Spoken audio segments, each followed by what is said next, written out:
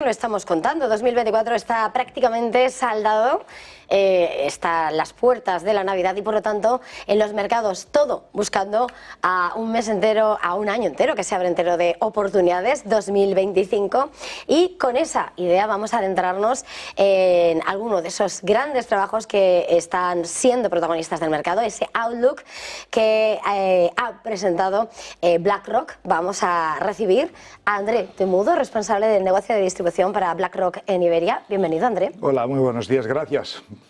Gracias a ti por venir esta mañana a presentarnos ese Outlook Global 2025 con ese subtítulo, ¿no? La transformación en desarrollo. Con este trabajo, André, ¿qué esperan de este 2025 y cómo cambia la fotografía con respecto a 2024? Bueno, mucha cosa ha cambiado desde 2024. Y me acuerdo de estar aquí hablando hace un año y ahí descontábamos varias cosas, una de las cuales era una posible recesión en países y economías desarrolladas. No se ha verificado. Descontábamos 6-7 bajadas de tipos de interés en los dos grandes bloques, la Fed y el BCE. No se ha verificado. Estamos en 3-4 bajadas más que probables. Ahora vamos a ver en Estados Unidos lo que pasa esta semana. Hablábamos que era un año de muchísimas elecciones, más de 70 países fueron a votos en 2024.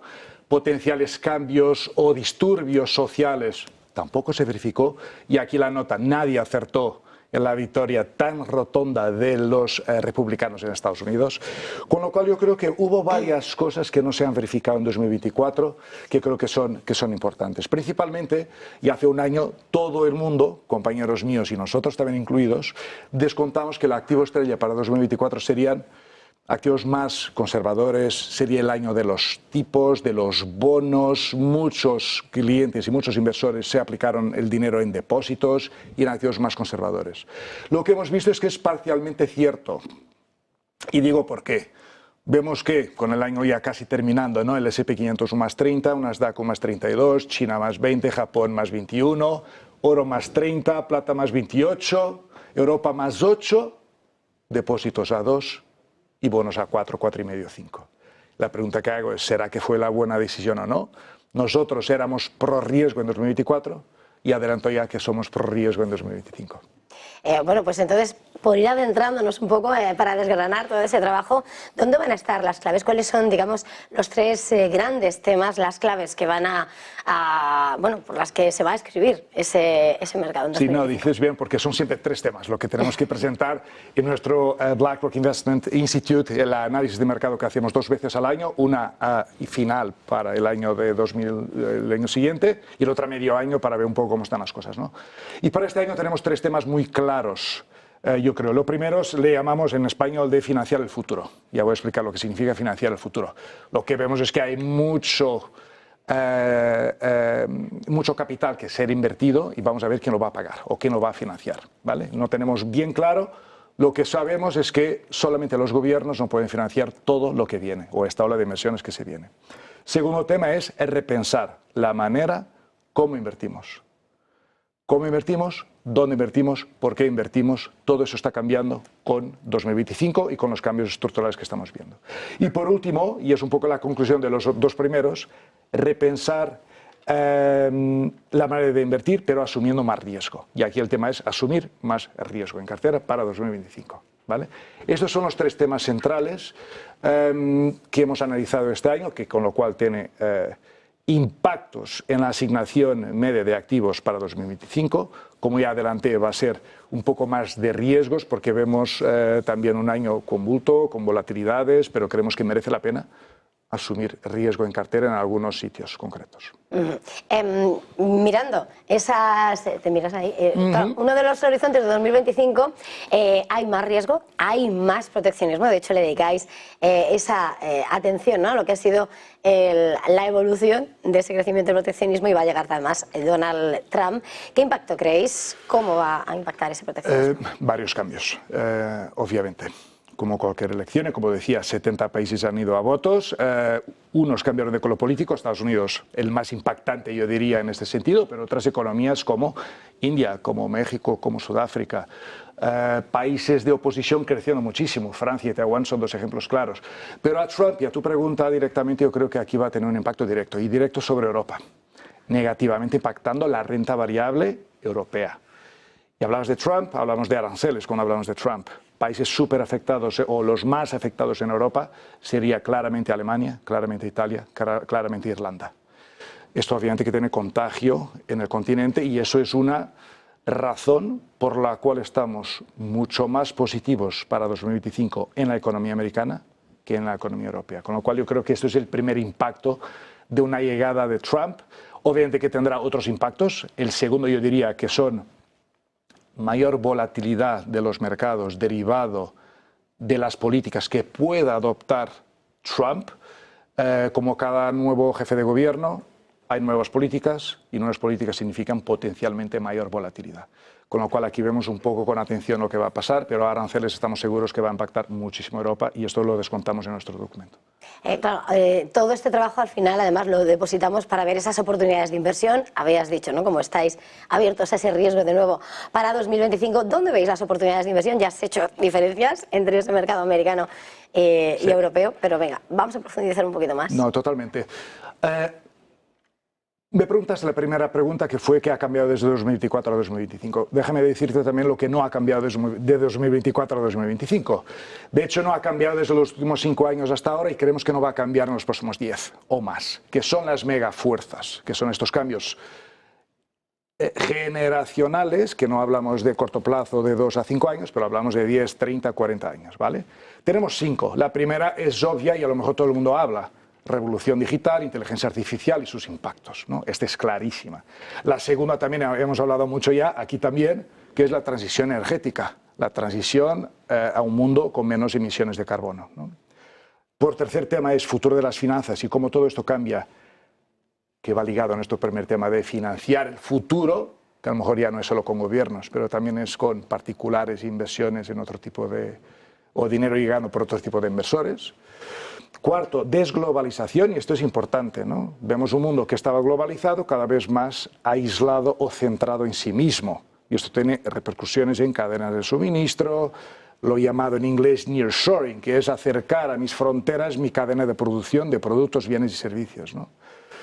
Y por último tema, yo diría que es más demográfico, envejecimiento de la población, cómo impacta la inflación, cómo impacta la manera productiva de las cadenas que tenemos, cómo impacta la propia geopolítica global. O sea, para darte un dato, ¿no? En China se va a perder 10% de la población en edad activa de trabajo en los próximos 20 años. A cambio en India, pues en una población bastante joven que va a entrar. Eso tiene cambios demográficos importantes y cambios geopolíticos importantes en economías como India y China, por ejemplo, ¿no? Estos son 5 megafuerzas que estarán aquí para 2025 y para los próximos años. Este tiene consecuencias de mercado, ¿no? Como principal megafuerza es inteligencia artificial. Hay que ver dónde está más presente esta megafuerza y claramente Estados Unidos va a la cabeza en el mundo y Europa pues va bastante más atrás, ¿vale? Esto no lo decimos solamente nosotros, dice el informe súper completo, muy bueno, que recomiendo desde ya la lectura, es grande y extenso, de Mario Draghi, que fue encargado por Europa para ver un poco el estatus de dónde estamos y dónde queremos llegar para atingir nuestros objetivos como fuerza o bloque geopolítico. Pero la verdad es que Estados Unidos está mucho mejor preparado para este cambio estructural. Y no hablo solo del sector tecnológico, pero el contagio y las implicaciones que tiene inteligencia artificial a otros sectores. Puedo hablar del sector financiero, sector de utilities o telecomunicaciones, sector de salud, que es importantísimo. Todo eso hay un efecto que de momento hablamos de empresas, las Magnificent Seven, ¿no? Que son predominantemente tecnológicas, pero vamos a ver una expansión y un contagio de otros sectores, ¿no? Y por eso principalmente nos gusta Estados Unidos. La pregunta que nos hacen es, vale, pero no estará demasiado caro para entrar ahora. Lo que es bueno suele ser caro y lo que tiene calidad suele ser más caro de lo que no es tan bueno. Entonces nosotros a esto que te quiero decir es, Estados Unidos tiene calidad. Está justificado los precios que tienen por los beneficios corporativos que las empresas pues, presentan y están presentando. A cambio en Europa vemos que está todo un poco más deprimido. Es verdad que hay muy buenas empresas, principalmente aquellas más globales, y tiene también una ventaja Europa, que hay algunos sitios donde vemos valor, que son empresas que están obviamente más descontadas por valoraciones. Vemos alguna oportunidad en el sector financiero, por ejemplo, en Europa.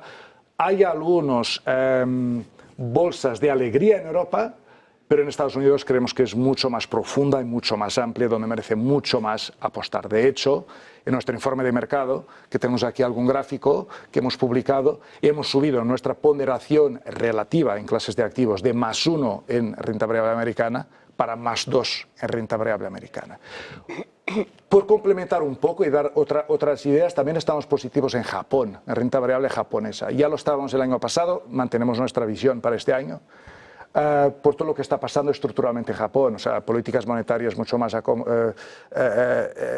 flexibles que soportan el crecimiento, una inflación saneada, ya no es una inflación anímica o deflación, sino que una inflación saneada y a niveles estabilizados. Tenemos cada vez más las compañías más proaccionistas, con distribución de dividendos, con recompra de acciones, con todas esas políticas que creemos que hacen que sea un buen país diversificador de nuestra cartera. Es verdad que la asignación media de un español o de un europeo a acciones japonesas es diminuto, no sé, 2, 3, 4%, a lo mejor pues subir a 4, 5, 6, 7% sería un poco nuestra recomendación.